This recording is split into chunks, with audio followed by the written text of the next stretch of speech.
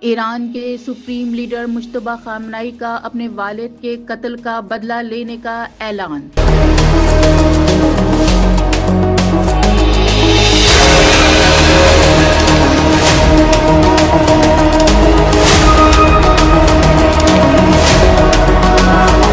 ایران کے supreme leader Mujtaba خامنائی کا اپنے والد شہید سید آیت اللہ خامنائی کے قتل کا بدلہ لینے کا اعلان کر دیا۔ تحریری بیان میں مجتبیٰ خامنائی نے کہا کہ سپریم لیڈر کے قتل کا بدلہ قوم کا مطالبہ ہے اور یہ ضرور لیا جائے گا۔ ان مجرموں سے شہید رہنما سمیت تمام شہداء کا بدلہ لینے کا عہد کرتے ہیں اور ذمہ داروں کو کسی صورت معاف نہیں کیا جائے گا۔ اپنے والد کی تدفین اور آخری رسومات کے اختتام پر جاری کیے گئے پیغام میں مجتبیٰ خامنائی نے ایران اور عراق میں کروڑوں افراد کی جانب سے شہید آیت اللہ خامنائی کے جنازے میں شرکت پر اظہار تشکر کیا۔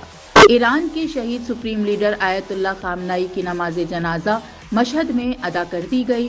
انہوں نے کہا کہ تہران، قم، نجف، کربلا، مشہد سمیت دونوں ممالک کے شہروں اور دیہات میں عوام کی بھرپور شرکت قومی اتحاد، استحکامات اور انقلاب اسلامی سے وابستگی کا واضح اظہار ہے۔